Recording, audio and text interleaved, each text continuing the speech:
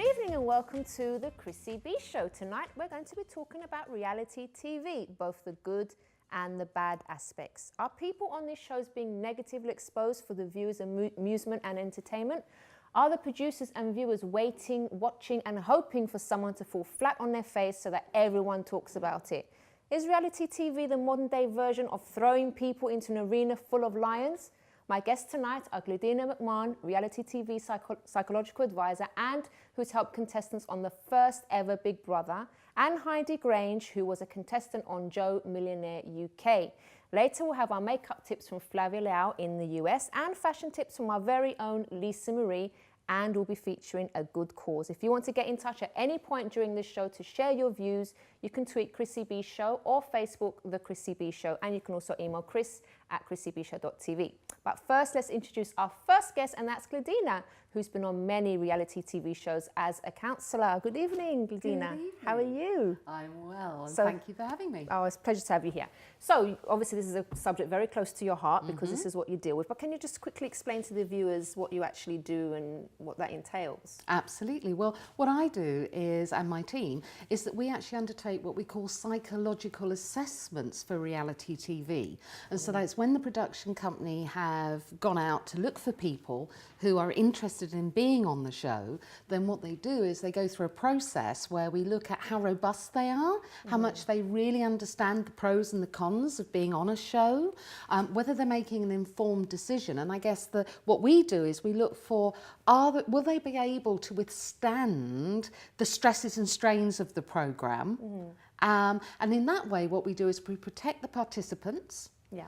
We help the production company and protect them and the channel, but also we look after, if you like, a bigger thing than that, which is looking at the whole sort of, is this program really going to take off or not? Because you can't have someone just going out halfway through a reality TV show, can you? So they need to stick it into the end then. Absolutely. Yeah, okay. So now you said to see whether the contestants really know what they're getting themselves into. Do they actually really know, do you think? Or they've got some kind of like, nice image of what it's all going to be like? Chrissy, I think it depends what type of reality TV show they're doing, because reality TV covers a lot. Because at one end, you've got really informative programmes, which are things like Fairy Godmother helping you get a job, or Super Nanny, how do you look after your kids? Right at the other end, you've got things like chat shows like Jeremy Kyle. Yeah. But then you've got the Big Brothers, or When Women Ruled the World. And depending on these, depends on what people expect to get out of them. So for example, if you take one end, it's a very low risk thing. I need a job. Here's an opportunity to get someone some dedicated time. You're going to film me while I'm doing it. I'm going to learn new skills. That's pretty low risk. On the other hand, supposing you think, let's take the Big Brothers, let's take even The Apprentice, because people go on I do love The Apprentice. I know. Well, I think most of us love The Apprentice. But let's be fair, why do you go on it? You go on it because you want to be successful. You want to be the last one standing. You want to win that job or get that investment.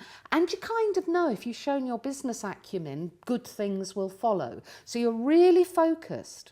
Big Brother, it's more about, well, if I can kind of convince the audience that I'm wonderful and marvellous and I can stay in here, then the deals will come. Maybe I'll get asked to be a presenter. Maybe I'll get a column. Maybe this is my way to fame. Now, that is dangerous. Now, that doesn't always work out well, does it? Because you were on the first Big Brother, and actually we have a couple of clips from Big Brother as well. So take a look at this, and you're going to be giving your take on this. Ashley knows it perfectly, everybody. She knows it. As well, she does.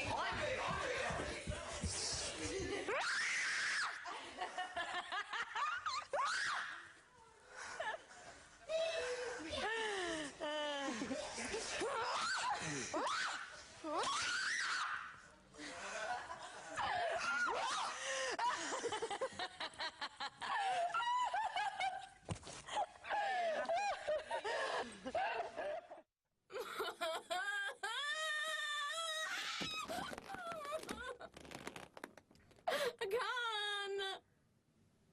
It's not fair. I want to go home then. Open this door now. Let me go home.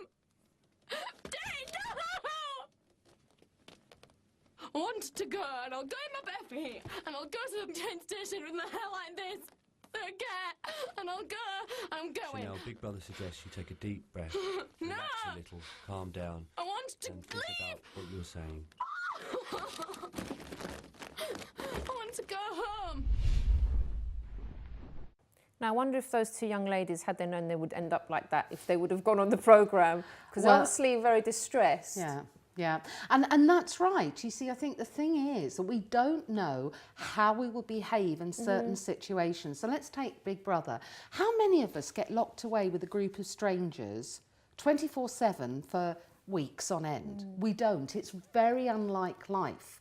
Now, depending on our personalities, our vulnerabilities can be played upon in a situation like that. So I'm sure those two young ladies, you know, thought they would never have said, oh yes, I'm going to go around and have a hissy fit, or I'm going to get terribly upset. True, you don't want to show that side of yourself. If Exactly. That's you. They probably thought, they were probably more worried about, you know, have I dieted, have I got my hair nice, if, you know, those sorts of things.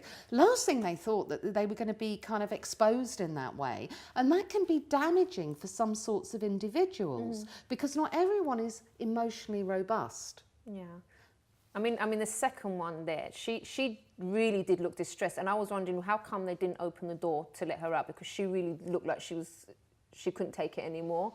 So that one for me was quite disturbing. The other one, at least, okay, she saw the funny side in the end. She started laughing with her friends. Okay, so that one wasn't so like, it was funny to watch, but that second one I found quite disturbing, because she really looked genuinely upset, really like she was really panicking. So that's really, really horrible to see. We've got another clip as well. Let's take a look at this.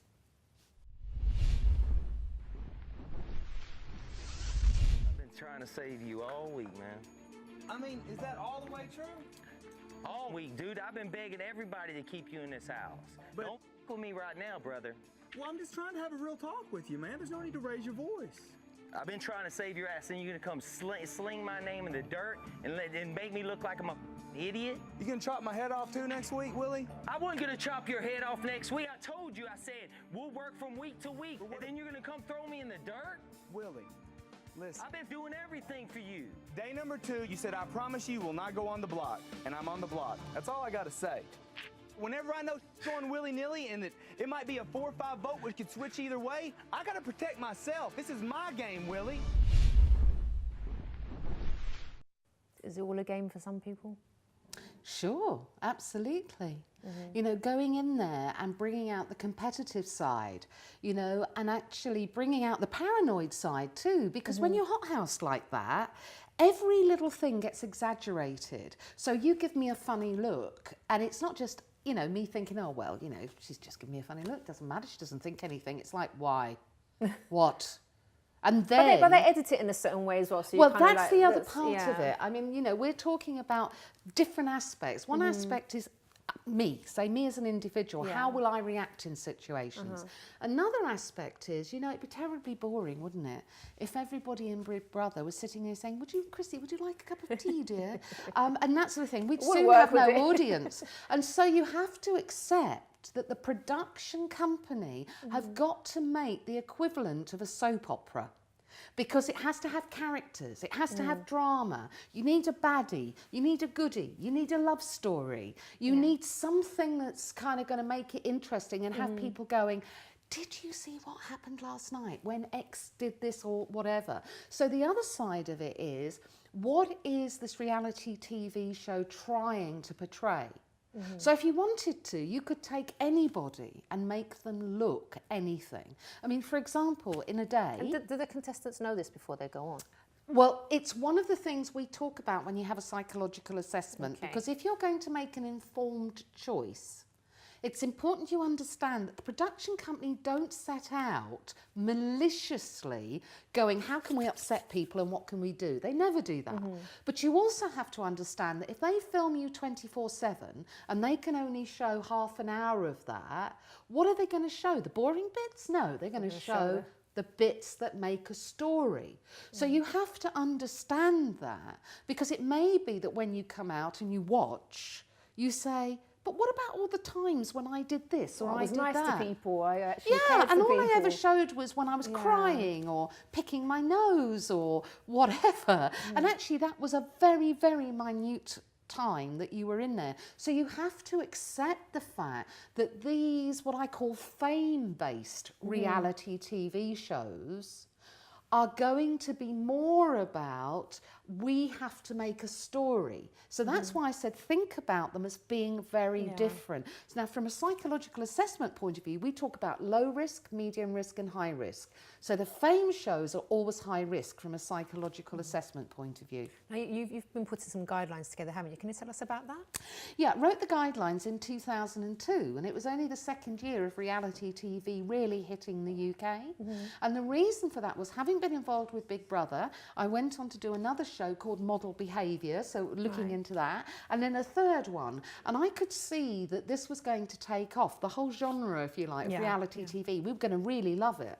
Now, having been on 3 shows, and bear in mind, nobody knew what they were doing in those days because we'd never had it before, I could see the difficulties that could occur. I could see the problems for the participants that were on these shows and the dangers for them.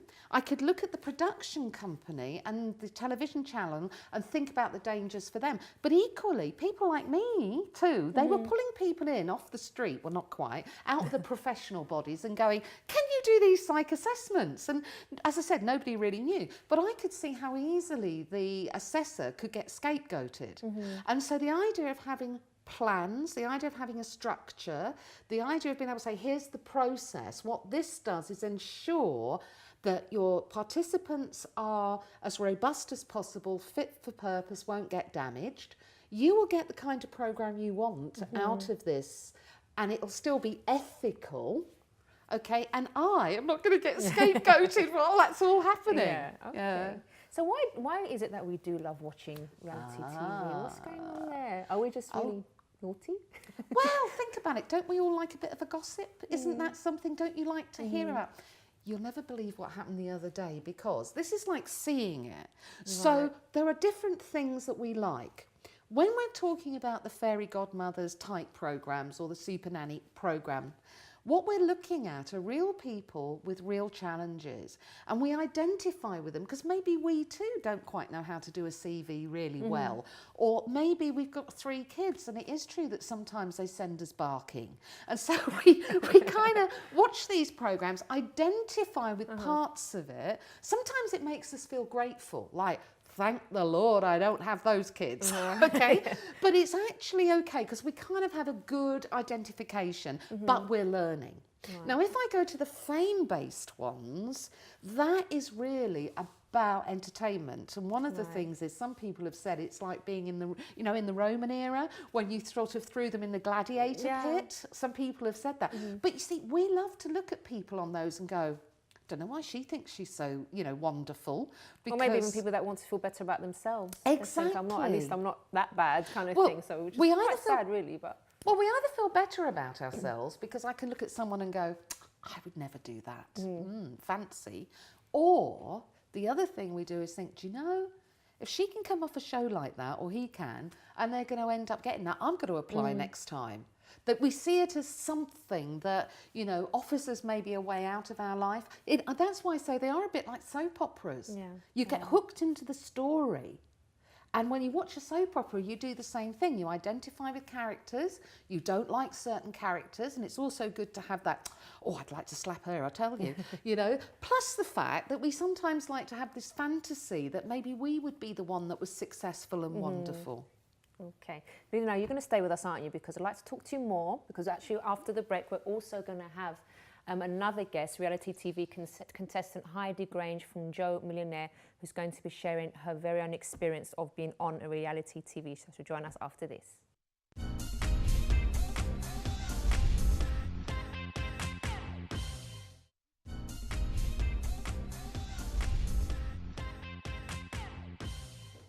Welcome back to the Chrissy B Show, where we are speaking about reality TV, the good and the bad points. Joining us now is Heide Grange, who featured on reality show Joe Millionnaire some few years back. Thanks for joining us, Heide. No problem. So tell us a bit about the show, because I hadn't actually watched it. I just saw a bit just because of the program. But what was it about? It was about a supposed millionaire who wasn't quite. He was actually a security guard.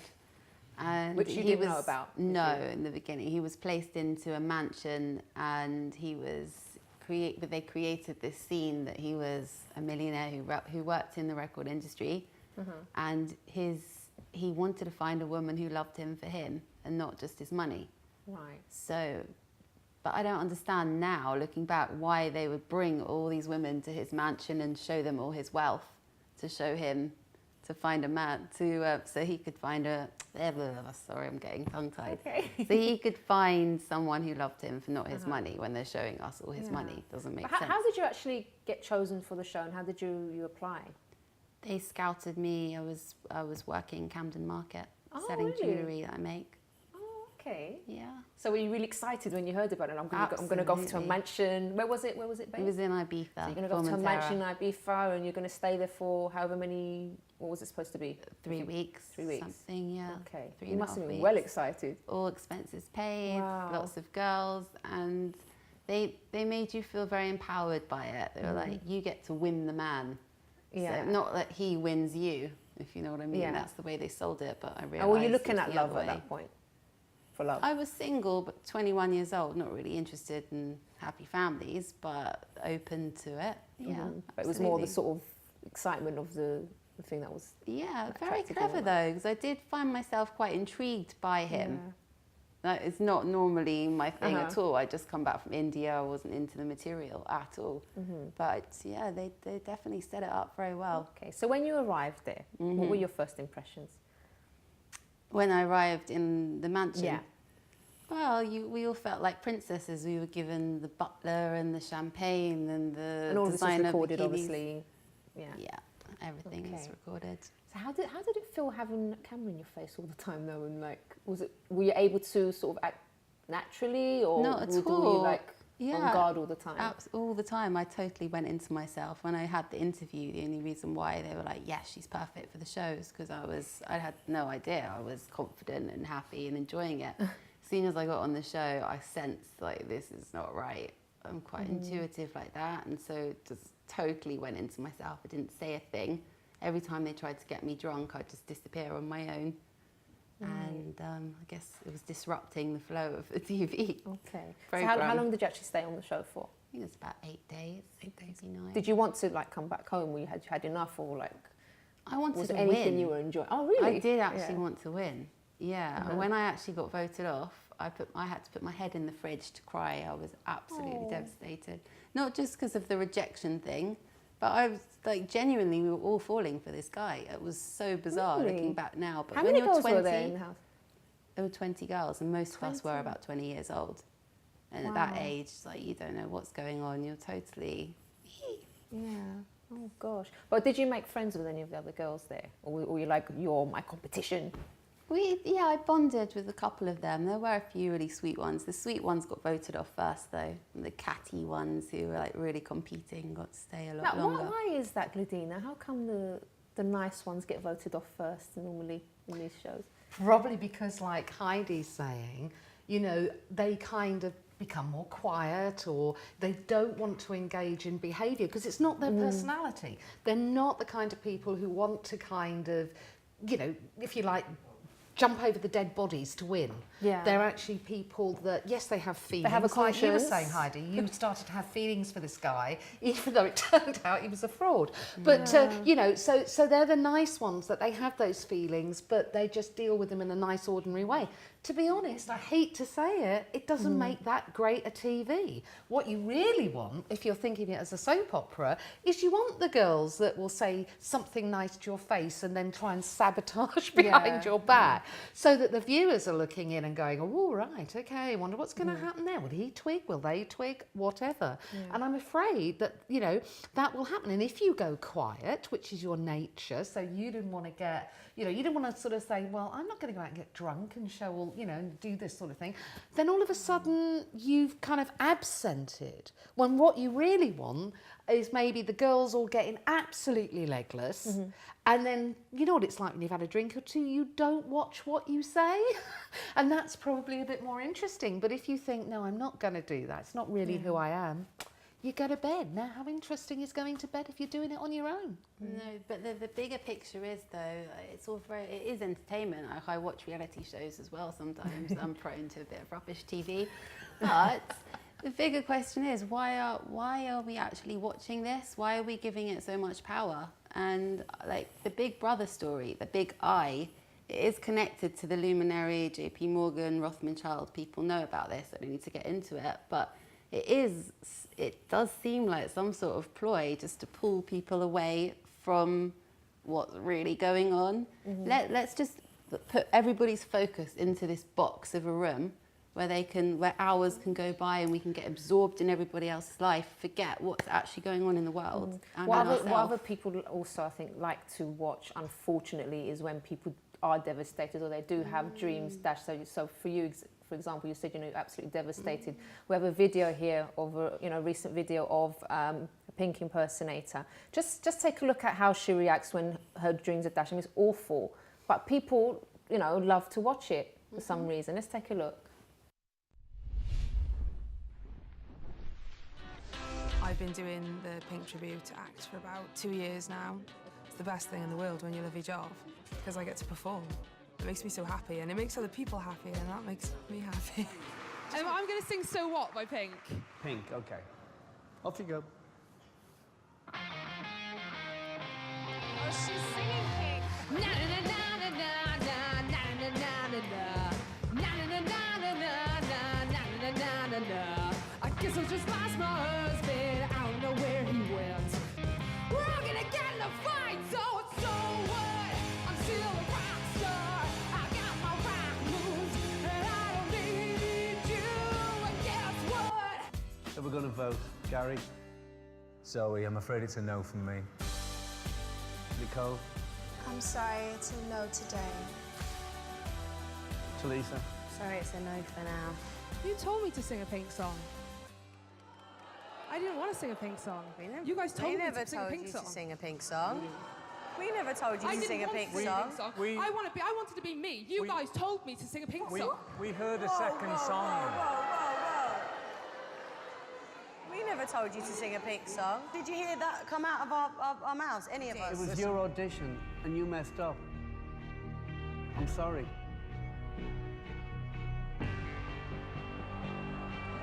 I'll just leave it, Zoe. Come on. Zoe, You sang a second song.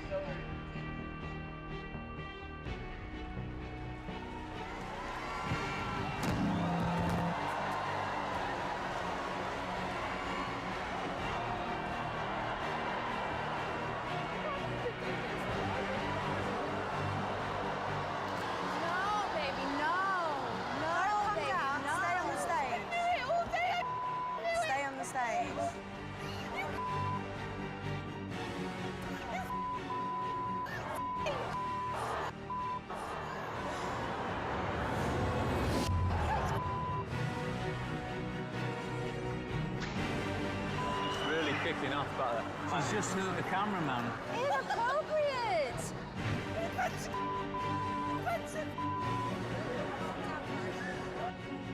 I tried to help her. You did. You said come back as Zoe.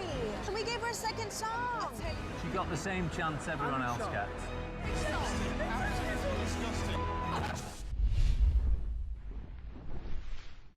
How does someone recover from that? Everyone's seen that now. So obviously, I don't think she was okay about herself before she went, because she would never have reacted that way. So she always had some kind of emotional problems in the first place. Now my question was before, you know, did anyone know about that before they put her on, and like, were they just waiting for something to happen like that? That's what I wonder sometimes with these shows.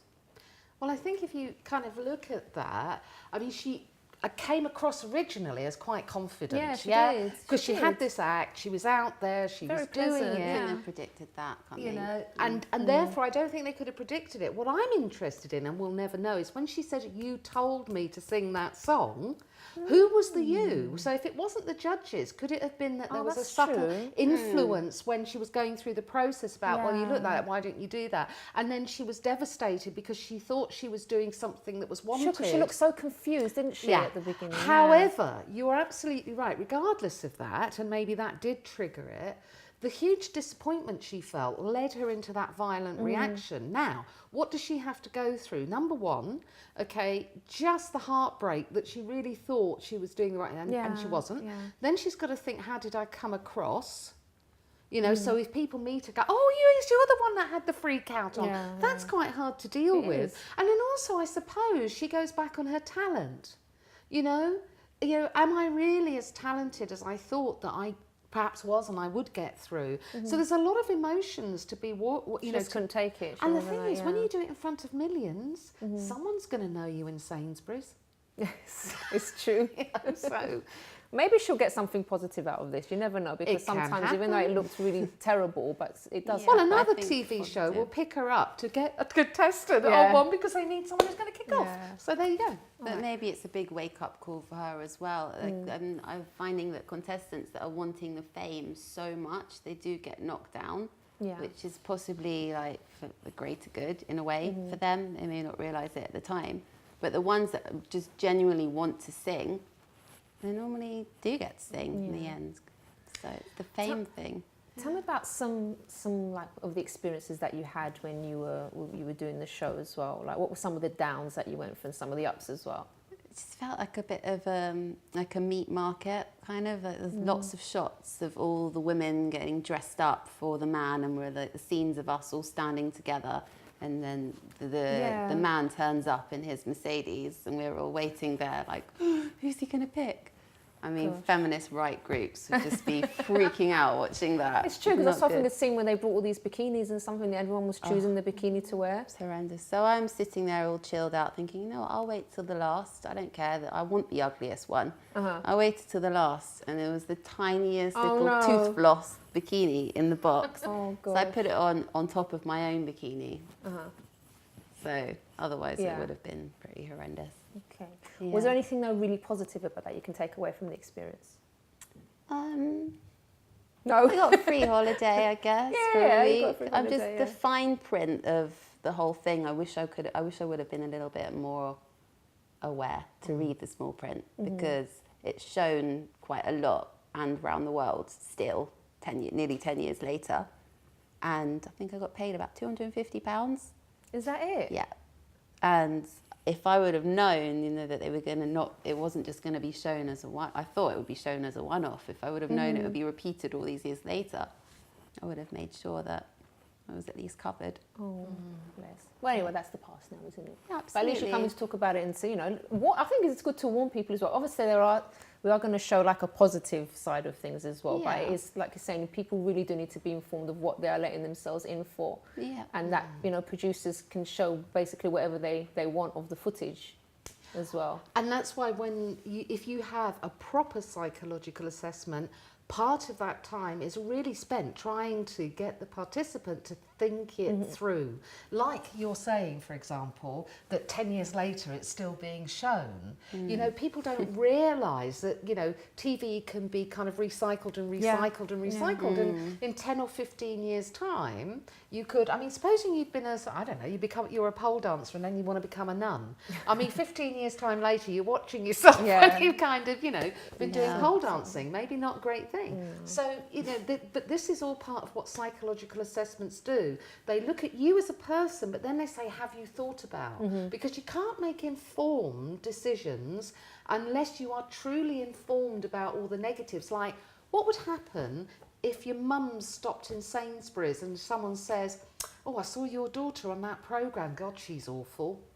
How would you feel if your mum, It's true. you know? People just get caught up in the excitement of it all, I think. And even though maybe sometimes if someone does explain it to them, some people just don't take it in like they're supposed to. But then obviously with these assessments, that's really, really good that you're doing that as They well. help. They can't. They don't. Nothing gives 100% guarantee, but it certainly cuts down. And there have been participants who, after they've had an assessment, said, "Do you know, I don't think I want to do this." Yeah, that's true. Ladies, thank you so much. That was so interesting to hear, and I'm sure the viewers have been informed. But we're going to leave it on a positive note because you all know this lady who had a fantastic voice, and she's now doing really well for herself. So let's leave it on this. I've always wanted to perform in front of a large audience. I'm going to make that audience rock.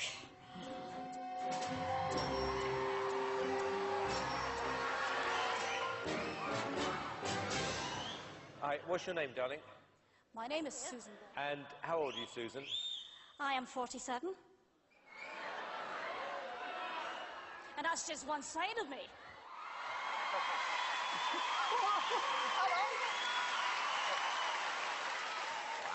Okay, what's the dream? I'm trying to be a professional singer. And why hasn't it worked out so far, Susan? I've never been given the chance before, but here's hoping it'll change. Okay, and who would you like to be as successful as? Elaine Page. Elaine something like Page. that. What are you going to sing tonight? I'm going to sing I Dreamed a Dream from the Miserables. Okay. Big song. Yeah? Yes.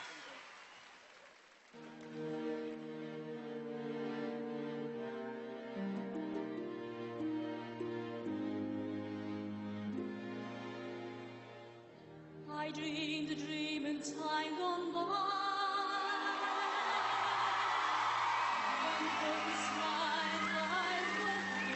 You didn't expect that, did you? Did you? No. I dreamed that love would never die.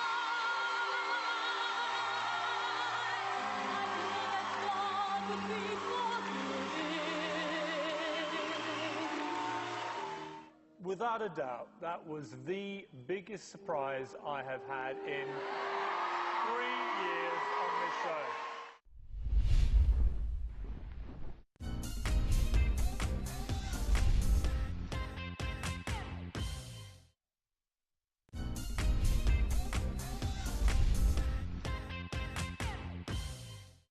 Welcome back to the Chrissy B Show. It's been a really interesting topic today. But just a food for thought is all. You don't have to be famous to be successful. But if you do want to be famous, I think you should do a reality check as well. Is it all for you, all about you? Or is it also because you want to make an impact on other people and help them in some way? If it's all for yourself, the novelty will soon wear off and you'll probably end up miserable. So here's my advice. How about you become a star in the eyes of your partner, your family, your friends, and even your work colleagues in the way that you deal with them on a daily basis? You'll probably be much, much happier for it. Well, next on the Chrissy B Show, we're going to be featuring a good cause, and also later on, we're going to have our makeup tip from Flavia Leal and also our fashion tips from Lisa Marie. So let's go to this video first.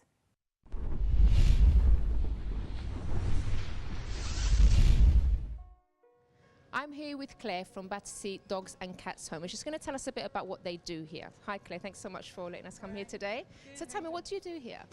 Well, Battersea Dogs and Cats Home has been around for about 152 years now, and we've been helping to reunite lost dogs and cats with their owners. And if we're unable to do that, then we'll care for them until we can find them a new home.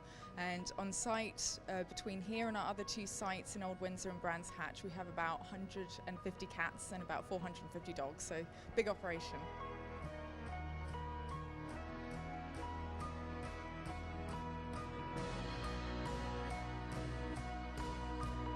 I mean, if they fall into the wrong hands, then any dog can be trained up in poor behaviours, which we don't want. For staffies, we have so many of them here. They're our main breed, but they just make the most fantastic pets. So we just want to encourage people to consider them as a family pet.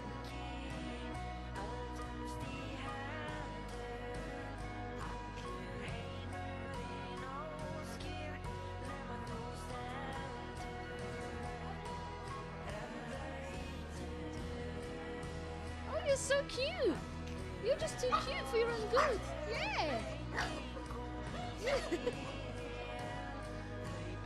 We have a really good kennel enrichment program here at the home, where the dogs have a variety of different senses that they can experience. So we're helping to turn a really sort of static environment into a nice dynamic one by providing new smells, different sounds, just a sort of stimulation of their psychological health as well as their physical health as well.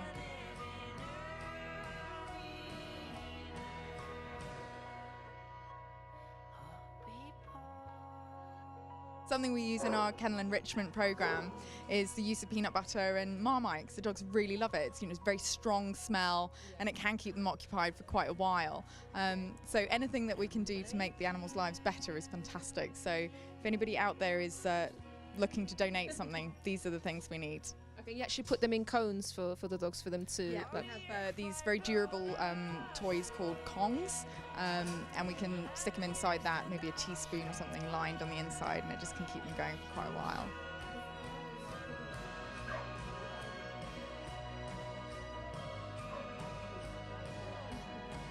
Claire, it's great what you're doing here, and if you guys do want to help, please do get in touch.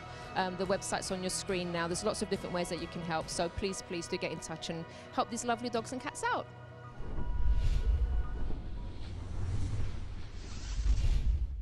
These dogs are so cute. Do you like dogs, Lisa Marie? I know I haven't introduced you yet, but do you like them? I'm not really an animal lover. You don't like them? Sorry, no. Oh, okay, you're a fashion lover, right? That's it, give me good pair of shoes. We're going to talk about that in just a second, because we're just going to go to our makeup tip of the day as well. So let's take a look at this.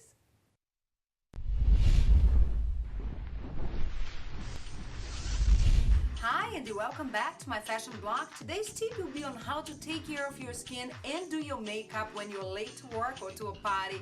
You can do everything with just one cream, and this cream is the BB cream, which stands for Blemish Balm Cream, and it was invented in 1950s by a dermatologist who did surgeries with laser, and she needed a cream that was anti-inflammatory, makeup, primer, with SPF and moisturizing at the same time. And now we can find it from so many brands, and it's available. Like I have the Garnier, I have the Maybelline, I have the L'Oreal, and I like the Garnier a little bit better, but it comes with a little bit of color, and you can apply it with a sponge, with a brush, or with your hands. You just apply it on your face. You can use makeup on top of it, like powder, blush and everything, but you can use it alone, just like a foundation, and it will take care of your skin and do everything at the same time. And I hope I have helped you, and I see you next week. Bye-bye.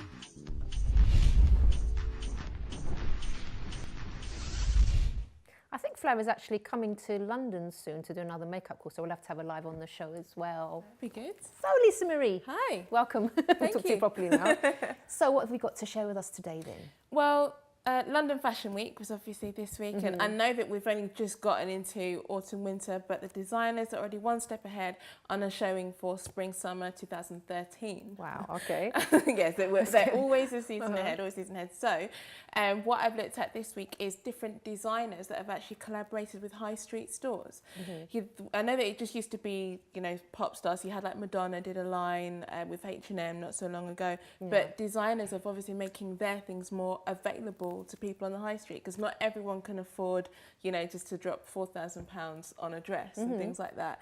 You know, so now that they're making it more accessible, so I've gone to different stores to pick out the different things that are available. Okay, so let's take a look. Okay, so our first look is Olivia Rubin at Dorothy Perkins, and stars that kind of wear her things are people like Fern Cotton, Talisa, and it's about an average about £230 upwards just for a dress. So this dress here is featured is only £45 from Dorothy Perkins. The bag, it also comes in a blue colour as well, and that's £30. The shoes are £49, and there's a couple of different colours in that they come in those as well, and the belt is £12. Did you say Talisa wears that kind of stuff? By the designer Olivia Rubin. Oh, sorry. So this is kind of like a capsule collection that she's done. So there are also, I think, t-shirts. There are also some skinny jeans and things like that. But I just picked a couple of bits out there so you can inject a bit of the designer style into your wardrobe. So that's a really great range, and it's at Dorothy Perkins now. And I think it's her second collection, because she also did one for spring summer as well. Okay. And the next look, this is Orla Keeley for Uniqlo. Oh, I don't know if I like that. Am I allowed to say that? I don't know about that one. These are some just key pieces. She's done it. Hers is very quite unique style. She's an Irish designer, and her dresses can go from upwards of £350. That one looks like a clown suit. It's all about the style, and this is kind of like a very 60s, 70s kind of inspired collection that she's done. And as you style it up, it will look a lot different. Okay. Yeah, so as I've just chosen pieces. So celebrities that wear hers are people like our own Duchess of Cambridge, Kate Middleton. Insult the royal family. Alexi Chung and Kirsten Dunst. So as I said, this kind of collection is very like 70s inspired. So this, the shift dress, which is on the right, can also be worn as a tunic. So if you're thinking about taking it forward autumn winter, if you put a pair of like thick opaque tights with that, pair of nice little ankle boots and things like that, you'll see it look a lot different. So that dress is £19.90 from Uniqlo. The top is £14.90, and the scarf, which it does fold out fold out to quite Which I a thought was a large scarf. tablecloth. Fine. That's £9.90, and as considering that the dresses, her normal dresses start from £350, that is really a snip. So worth a little couple of investment pieces. Obviously, it's probably more for those kind of fashion-inspired type people, not for everybody. But you can wear it. You could.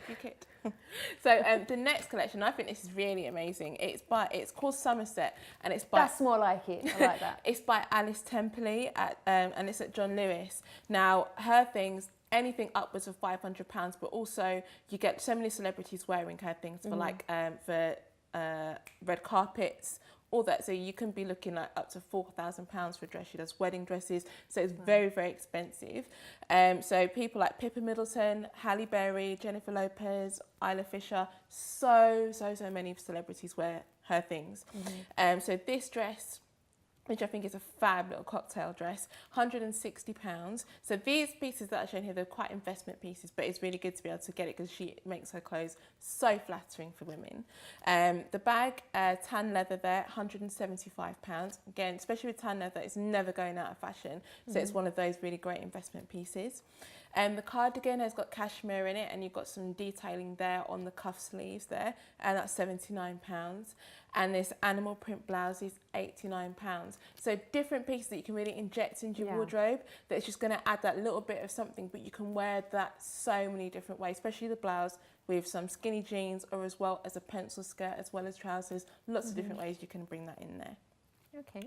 And my last look, one more, and it's by Roxanda Ilinchich, and that's at Debenhams. That's a mouthful. It is. And again, her dresses start anything upwards of £700, worn by like Samantha Cameron. Okay, I'm going to say something else, or maybe that's going to be insulting as well. That white one looks like a, what should I say? Go like on a hospital, then. like a hospital warden's. No, that's fashionable. You've got the key. Okay, maybe I'm not that fashionable then. It's actually an Angora sweater. And again, it's like the 60s kind of more. What would you wear with that? detailing. Just like the trousers or the. You can wear it with those trousers, or you can wear it with a skirt with jeans. It's really cute in real life. I have to say that it's really cute because I've seen it myself. It's fab. But as I said, people like Michelle Obama, Emily Blunt, Emma Stone, lots of different people again. I love the dress and I love the skirt as well. The skirt is £45, and that detailing on the side there just takes it a little bit further from just a normal average little pencil skirt, a little ruffle detailing, and it's got a nice band there at the top. So again, it's going to cinch you in at the right places and flatter you. The dress is £79, and again, I love the ruching detailing on that. So again, if you're worried about bumps and lumps and things like that, it's drawing your eye into the thinnest part of your body and skimming over any of those problem areas. And the Angora wool top there that you were just dismissing, £45 there, another investment. I like to be honest. And the trousers there, £45. Debenhams, you never know, I might come dressed in it next week. Yeah, see, you never know, you had a peplum dress on the I other day. I did. And Debenhams were kind of the first store to really invite designers in and make them available. So you've got people like Jasper Conran, there's Preen, Matthew Williamson. So there's lots of different ways for you to get these designers at affordable prices. Lisa Marie, thank you so much for those pleasure. fashion tips. Thank you very much. And we have reached the end of the programme, so we are going to leave it for now. But please do join us again on Monday, and do have a wonderful weekend. And as usual, we're going to leave you with something to laugh about, but not at someone's expense.